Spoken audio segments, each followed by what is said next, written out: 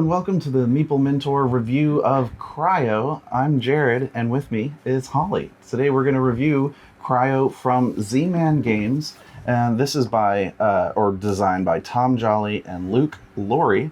The art, I will say first, is the first thing that you notice from the cover to the actual board and everything that you get to play with in this game. It looks really cool. It's got this hand-drawn art style to it. And it kind of reminds me of almost a comic book look, if you will. Yeah, graphic novel style. Yeah, like a graphic novel. And it's got some theme to it, even though it's kind of a medium to heavy Euro game. It's worker placement. You've got 3 workers or drones in the game, and you're sending them out on the planet. Generally, so the reason why it's called Cryo is there's been some sabotage in your sci-fi spaceship that's some kind of vessel out there for doing something or other. And you crash land on a frozen planet. And so there's different broken up pieces of the ship all over the planet with various crew members in their crew pods. Safe for now, but when the sun goes down on this planet, everything just freezes and everything dies. So your job is to send the drones out and try to collect the crew, gather what resources you can, and send as many of the crew to the discovered underground caverns, which are warm enough to survive the drop in temperature. Right. And that's Cryo. That's the setup here. It's quite a thinky game. It really is quite a thinky game. It didn't make me cry like most. It's true. Go ahead. Yeah. What are some of your initial thoughts here on Cryo? I really like it. I do. It's just... So my issue with Cryo is that I can achieve a decent score, but I don't know how I got there. Where in a lot of games, I can see my progress and I know, hey, this engine is making this and this is going to cause this amount of points and all of that. It's like, I was just kind of winging it the entire game. And at one point, I was just like, well, I need to get my dudes down here, so that's what I'll do. Yeah. So there are some general goals in the game. Like I said, you got to collect your crew from the various wreckage pieces, and then you want to get them in the caverns. There's only 2 that are discovered at the start of the game. There's a special action you can take to discover the next one in the tunnel paths and place a free, not free, but you place a crew pod directly in it instead of having to go through getting a vehicle, which is a card, placing a bunch on there, sending a drone to do the thing, and paying the energy cost to send the guy. Because, for the vehicle, you can't just do the vehicle. You have to have the thing to get the card, and then you have to get the card, and then you have to play the card, and then you have to move the vehicle to the thing.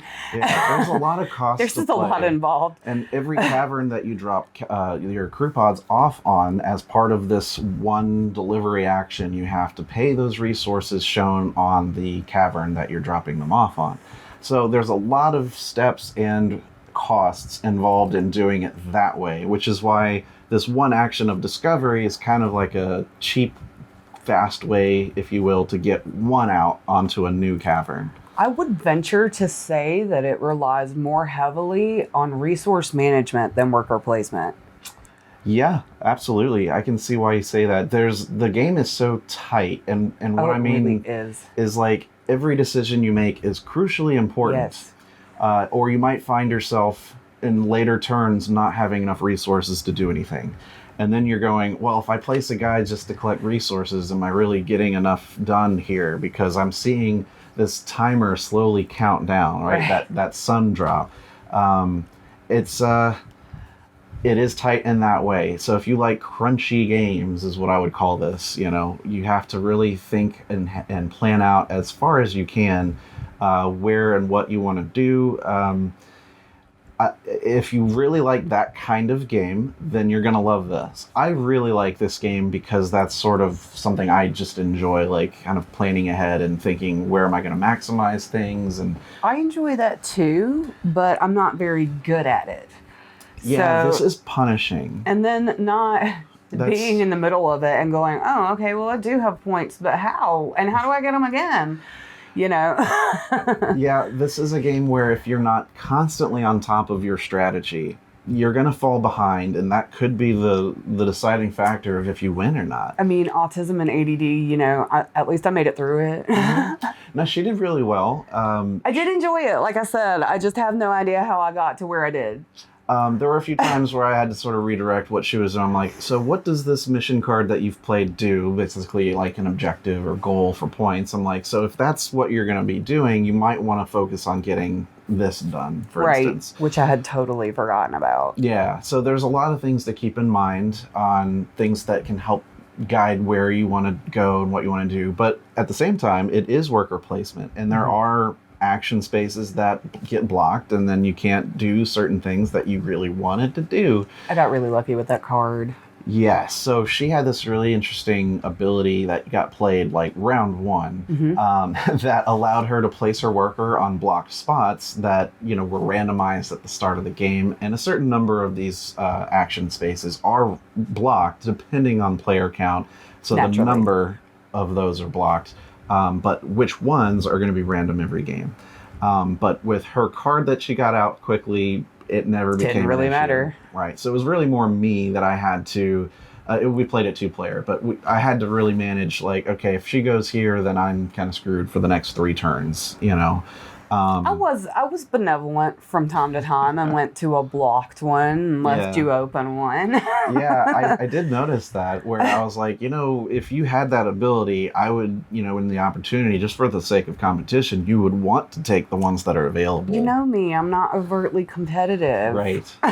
But I like everyone to have fun. We got a very close score.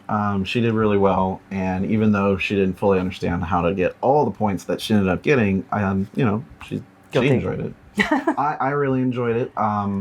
If you like worker placement and you like games that are crunchy and that you really have to plan out and stay on what your strategy is and maximize your turns. One of the cool things about this that I'll say, it's not just worker placement. When you collect your guys back, you are able to one at a time take them to your platform board and slot them into one of these open spaces that allow you to gain resources or pay a resource to gain some other bigger benefit.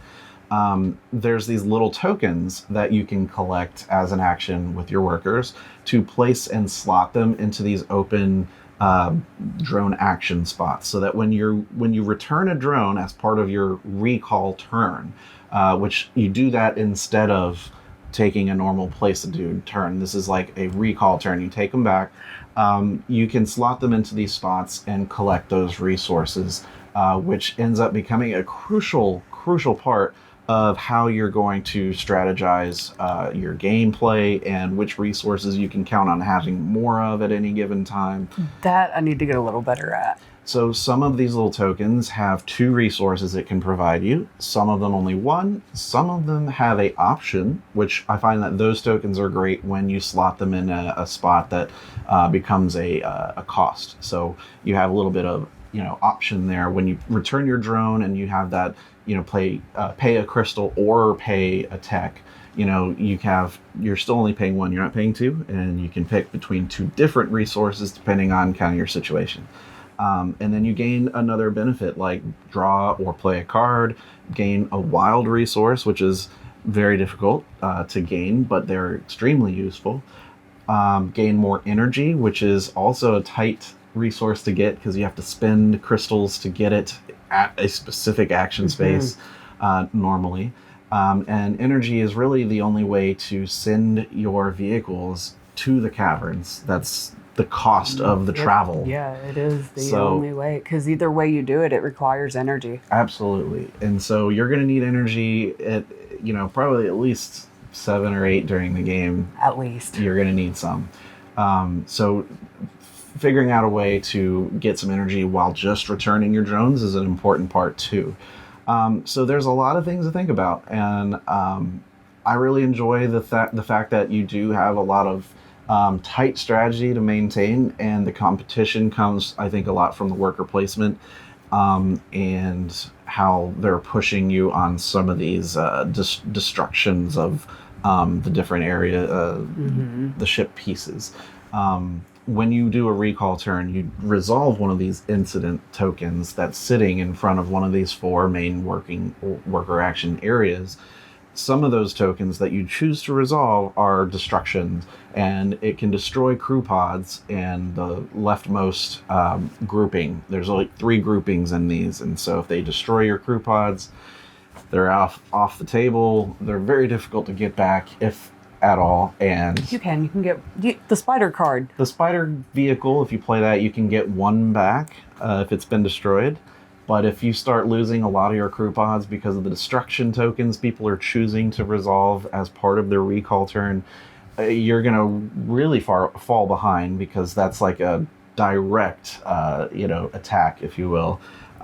It's definitely an important strategy to start bringing your people down before people run out of options of what to take, or depending on if you're playing with someone vindictive, it's really important to get your people down out of those sections. Yeah, and if you see that, I could choose this and it's only going to get rid of my enemy's crew pods, then that's the one I want to do. Do it.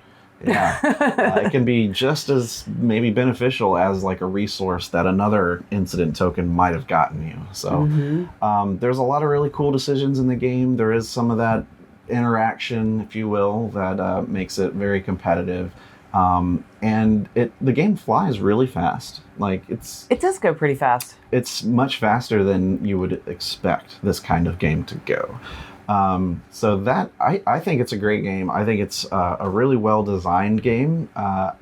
I would wish there'd be maybe a little bit more flexibility and sort of the strategies you can use. I feel like everyone has to do the same thing. Yeah, that can be blocking. That can be really difficult sometimes. So that might be a detriment, because everyone has to do the same kinds of things throughout the game. There's not like too many multiple ways to score. Like everyone's got to score the same way. But other than that, it's a really fun game. As long as you're into the time of planning ahead and sticking with whatever strategy you can. The thing really that I enjoy it. It's the whole not knowing how I achieve the score. That's totally on me. It's not on the game. Right. What I don't like is some of the placement instructions or clarification of spaces can be a little bit confusing if you're just looking at the board and not the rule book, because he tends to sit with the rule book on his side, and I just kind of have to divinate from the board, which he explains sometimes, but I'm autistic, so I don't always understand. So the clearer it is on the board for me, the easier it is. But this is not one of those. I will point out one thing that she mentioned about the iconography that got her tripped up. So there's these little glyphs that are written on the blocking spaces that could be blocked, and that's how you sort of randomize which ones get blocked. Is there's tokens with those glyphs on one side, and then you pick, and then they go in specific glyph spaces. Now there is the travel location that allows you to send your vehicle into the caverns, and that's a bigger action space. It looks the same, but it's bigger, and it also has what looks like a glyph, but it's not a glyph. Instead, you're supposed to know that this is an infinity symbol, and it means that any number of people can go there. And that really tripped her up on 1 or 2 occasions before she realized, that was kind of lost in translation to me. I still only got 6 points behind you, but Yeah, that space is like the only space in the game that any number of drones can sit and take that action. But you wouldn't know it if you weren't either paying attention to what the icon was, which the game's training you not to care what the icon is. Right. So that's kind of a weird situation. It's a little bit of a catch-22. It's like you have to notice that it's a bigger spot and be like, why is it bigger? And, oh, okay, that's the one where anyone can go. Like, yeah. So, I don't know. That's a small design nitpick there, because half of the time when I ask those questions, though, like, what does that mean? Oh, that's just decoration. Well, in this case, we were just talking about the glyphs on the little thing. I didn't realize she was maybe thinking also about one spot. I didn't actually point to it and ask you. That's it, crediting you with that. I didn't actually point to it. I'm talking about other games where I'm like, hey, what does that mean? Oh, that's just decoration. Right. Or that's just for setup, and it doesn't matter during the game. Right. You've already done it. Don't worry about it. So, automatically I'm like, hey, that must be Not for me. Yeah. Yeah. But yeah, just little things like that. I think if you're going to teach the game, make sure you clarify that big space any number of people can go to. And again, it could be me. It might just not be everyone misunderstanding that. Like, I got issues sometimes. Well, any final thoughts on Cryo? I like it. I would definitely play again and still, I'd try to beat you and then wonder how I did that. Well, this time I won by just a few points, so proud of that. You smoked me the first time, though. First time we played, I did really well against her, and I think she had to eat some humble pie for a little bit. That was rough. Humble pie. Eat humble pie every day. Hush. All right. Well, this has been a fun review for you guys of Cryo from Z-Man Games. And until the next review, we'll see you next time. I'm Jared. I'm Holly. Bye-bye. Bye.